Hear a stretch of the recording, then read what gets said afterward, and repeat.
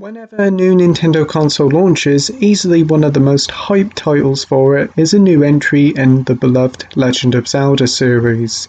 And thankfully for the Switch, its first Zelda was available at launch, with the pretty breathtaking Breath of the Wild, a critically acclaimed masterpiece by many critics and loved by nearly all gamers. But for those who missed the traditional Zelda-like structure that wasn't really there in Breath of the Wild and got fed up with your weapon constantly breaking, Nintendo is reviving one of the classics for the Switch. Yes, the Game Boy classic Legend of Zelda Link's Awakening is finally receiving a new remake for a whole new generations of gamers to enjoy. So let's see how they did, shall we? The first thing you notice about Link's Awakening is just how beautiful it all looks. When it was first announced, I was a bit unsure about the new look, but I was quickly impressed when more trailers came out. And the final product is astounding to look at. The new toy-like character models really do fit well in the game. From Link to the enemies to the various residents of Koholint Island, they're all really burst full of character and life. When playing the game, it really does feel like a collection of children's toys have come to life, and there's a big sense of wonder to it all. Playing in dock, the game looks supremely good on the big screen, the colours really do pop on the TV, and thankfully it does run pretty well. The game aims to run at 60 FPS, and for the most part it does. There is occasional drops here and there, but you shouldn't notice it that much, and will no doubt be patched out by the time you play it. As for the handheld play, thankfully, as it's launching on the same day as the Switch Lite, handheld play is brilliant and runs really well. Probably one of the best looking titles in handheld play, I think.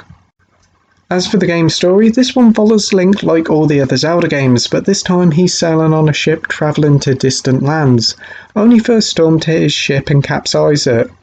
He eventually awakens and is found washed ashore by a young girl called Marin. When he eventually comes to and finds all his items, he is told to find his way home he must awaken the windfish. The tale here is really lovely, and I know I keep talking about it, but the art style really does suit the story. Plus, this is one of the very few Zelda games that isn't actually set in Hyrule, all features Zelda, so that's pretty neat. As for the actual gameplay, it's very much like your traditional 2D Zelda game. You explore a fairly decent sized map of Koholint, speaking to the characters, solving puzzles, beating up enemies, including a few familiar faces from other Nintendo series, as well as exploring dungeons. Coming back from Breath of the Wild to Link's Awakening, I really do miss this traditional Zelda dungeons, as Breath of the Wild's divine beasts were kinda lacking, though the shrines actually did make up for it. Anyway, enough talking about Breath of the Wild, I'll have to do a video about that another time. Anyway, back to Link's Awakening, and the decent and varied collections of dungeons are a real joy to play, and it is helped by some of the improvements brought in with this remake. As with the original game on the Game Boy, Link could only use so many items at a time, so you had to constantly swap between all these items throughout the game, which could get very annoying in some dungeons as you had to use multiple items.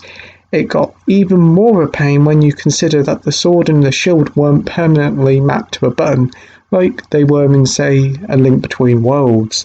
So you had to swap an item out for the sword and the shield, but thankfully this remake fixes it and maps out your sword and shield to B and R, and L and A are used for the Pegasus boots and the power bracelet, which leaves X and Y for all your other items, which means a considerable amount of time is saved, as you don't have to flicker through the menus anymore.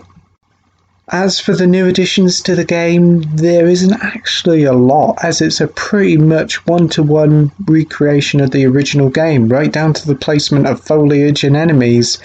But that doesn't mean that there isn't any new inclusions, as the main new addition here is the Dungeon Maker. Yes, you heard that correctly, a Dungeon Maker.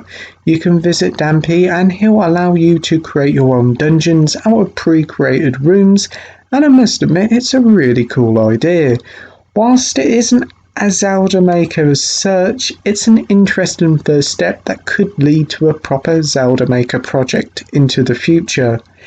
You can save and play your dungeons as many times as you like, but if you want to share your creations to the masses, alas you can't unless you save the dungeon to an amiibo and let your friends scan it in their game. It's certainly a very awkward way of sharing a level, but at least there's some sort of sharing here. As for the game's length, Link's Awakening is one of the shorter Zelda games available, but that doesn't mean it's too short. To complete the game and few of the collectibles, then you're talking around a good 15 hours.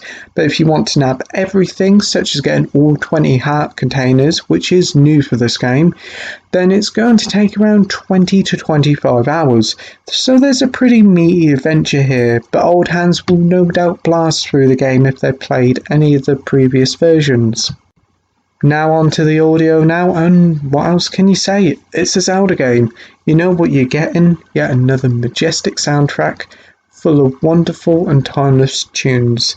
Certainly definitely worth turning up the volume, as it's utterly brilliant. Conclusion time now, and Legend of Zelda Link's Awakening on Switch is an absolutely wonderful trip down memory lane, taking the beloved Game Boy original and bringing it straight into 2019 with an absolutely gorgeous art style, whilst also fixing some of the smaller issues with the original release. Whilst it's a more or less one-to-one copy of the original, the dungeon creator is a nice new addition that could lead to a Zelda maker into the future. Nevertheless, Link's Awakening on Switch is another fantastic Switch title in a year absolutely full of them, so that's why I'm giving Link's Awakening on Switch a 9.5 out of 10 with the title of amazing. Thank you for watching my review, like, rate and subscribe, and as always, till next time, happy gaming, bye!